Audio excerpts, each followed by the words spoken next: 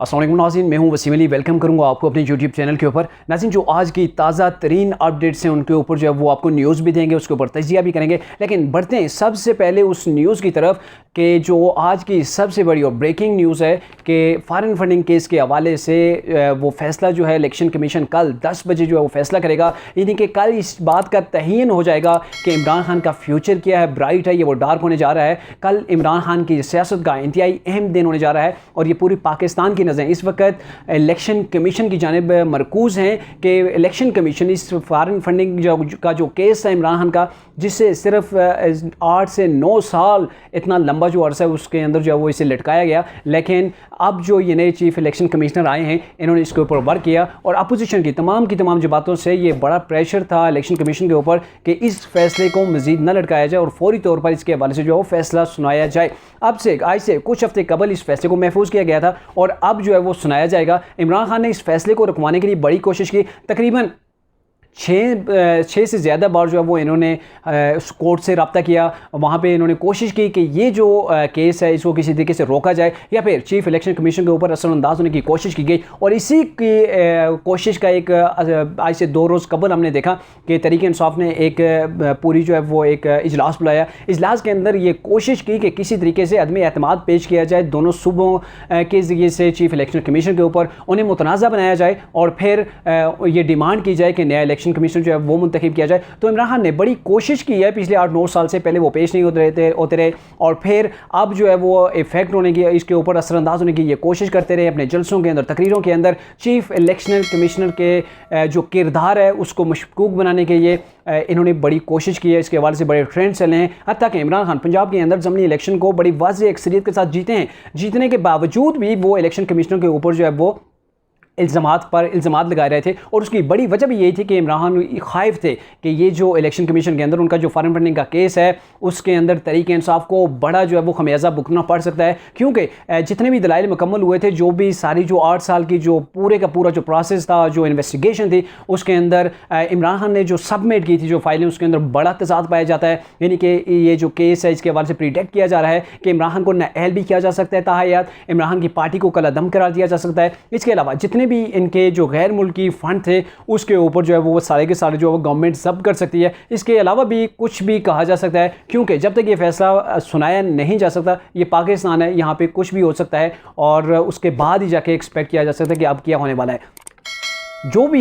जो भी फैसला होगा, आई थिंक इसके ऊपर फिर भी ये इसका रुजू जो है वो सुप्रीम कोर्ट से किया जाएगा। क्योंकि ये जो फैसला होगा इसको अगर ये इमरान खान के हक़ में नहीं आता तो भी तहरीक इंसाफ जाएगी, सड़कों के ऊपर निकलने की कोशिश करेगी। जैसा कि इमरान खान ने पहले भी कह दिया था और तहरीक इंसाफ के रहनुमा ने कह दिया था कि अगर फैसला इमरान खान के ख़िलाफ़ आता है तो आवाम सड़कों के ऊपर आ जाएगी, फिर हमारा इनके ऊपर कोई कंट्रोल नहीं रहेगा। तो ये वो चीज़ है कि ये पब्लिक का प्रेशर इन इदारों के ऊपर बिल्ड करने की जो है वो तहरीक इंसाफ कोशिश करेगी। अब जो दूसरी न्यूज़ है वो ये है कि तहरीक इंसाफ ने इस्लामाबाद हाई कोर्ट से रब्ता किया है कि जो तहरीक इंसाफ के 11 अरकान पार्लियामेंट के जो इस्तीफ़ों को एक्सेप्ट किया गया है गवर्नमेंट की जानब से, तो इसके ऊपर उन्होंने इस चीज़ को जो है चैलेंज किया है कि इस्तीफ़ों को कैसे ये कबूल कर सकते हैं।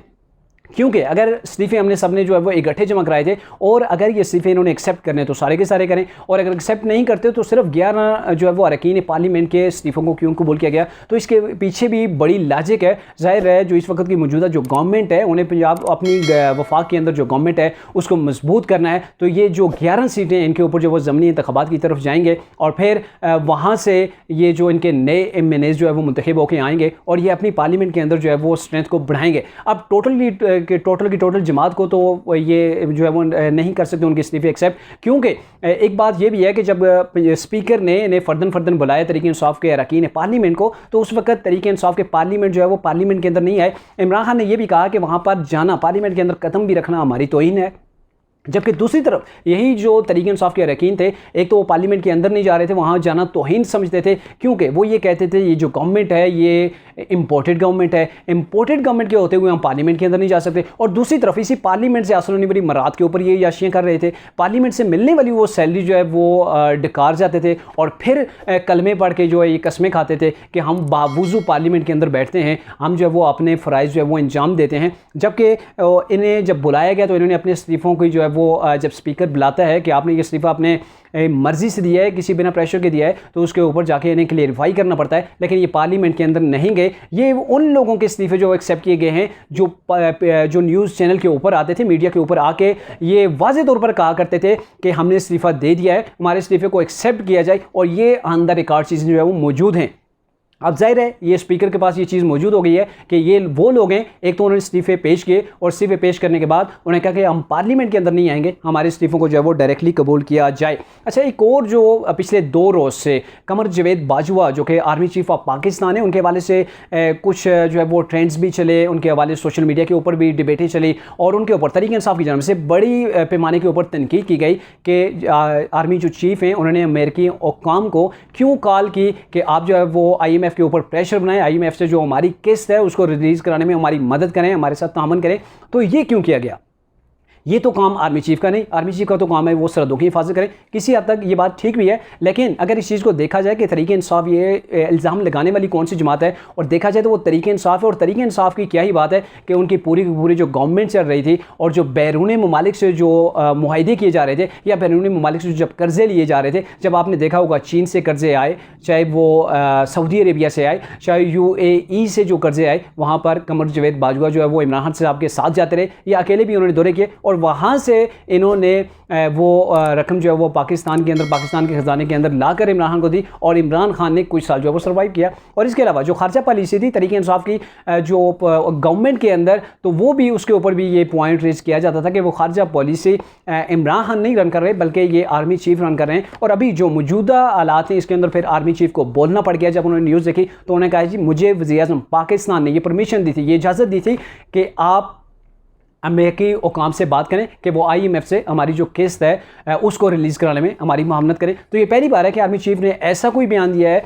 कि जिसके अंदर उन्होंने वज़ीर-ए-आज़म को जो है वो इज़्ज़त बख्शी और ये कहा है कि ये जो चीज़ है इसकी मुझे बाकायदा इजाज़त मिली थी और इजाज़त के बाद ही मैंने ये काम किया है। और वैसे भी इस वक्त जो मुल्क के हालात हैं, मुल्क के हालात के अंदर अगर कोई भी पाकिस्तान के लिए कोई भी वर्क करता है, कोई पाकिस्तान की मैशत को बेहतर कर सकता है, तो हमें उसकी सपोर्ट करनी चाहिए, ना कि उसके ऊपर तनकीद। और वो लोग तो स्पेशली तनकीद का हक़ नहीं रखते जिनकी गवर्नमेंट पूरी की पूरी चलाने में ये लोग मुआवनत करते थे। इसके अलावा आज मुस्लिम कॉफ के जो सदर हैं और जनरल सेक्रेटरी हैं चौधरी शुजात, और जो जनरल सेक्रेटरी हैं तारिक बशीर चीमा, इन्होंने एक प्रेस कॉन्फ्रेंस की। बड़ी मुश्किल से मैं बड़े कान लगा के सुनता रहा, और बड़ा मुश्किल होता है कि चौधरी शुजात की जो है वो आप स्पीच जब वो कर रहे हो तो आप उनके जो वर्ड टू वर्ड जो है वो कलेक्ट कर सकें, आप समझ पाएँ या उन्हें अपने पास नोट कर सकें, तो बड़ा ये चीज़ डिफ़िकल्ट होती है। लेकिन उन्होंने यही कहा है कि मुल्क में जो सच बोलना है ना, सच बोलना बड़ा महंगा पड़ता है, वो बोलने नहीं दिया जाता। और सियासतदानों की वजह से जो आज आर्मी चीफ को मुदाखलत करके जो बयान जारी करना पड़ा, वो इसी हवाले से था कि तहरीक इंसाफ ने जो एलिगेशन लगाए थे आर्मी चीफ के ऊपर कि आप किस आईनी हैसियत के साथ जो अमेरिका को आपने कॉल की, अमेरिकी हुकाम को, और फिर पाकिस्तान के कर्जे के लिए आपने वहाँ पे कॉल की। तो इसी हवाले से उन्होंने बात की है। और तारिक बशीर चीमा ने ये वाज़ेह तौर पर कह दिया है कि अब सदर जो चौधरी शुजात हैं पार्टी के सदर वही हैं, उन्हें कोई नहीं हटा सकता। और हम अब जो आइन है, जो पहले हमारे साथ ये जो गेम हुई उसके बाद हम जो आइन है अपनी पार्टी का, हम अपनी पार्टी के आइन की तजदीद करेंगे, नए सिरे से उसे तब्दील करेंगे, उसके अंदर जो उसे अपडेट करेंगे। और ये जो सियासत है, ये इसके अंदर जो अभी इक़्तिदार है, ये इक़्तिदार कोई हमेशा रहने वाला नहीं है, हालात बदल जाएंगे। और ये थी उनकी आज की प्रेस कॉन्फ्रेंस। और अब जो मेन न्यूज़ है वो कल देखा जाएगा कि इमरान खान की जो हवाले से जो फॉरेन फंडिंग का केस था पिछले 8 साल से जो अटका हुआ था, अब उसके ऊपर क्या फैसला आता है।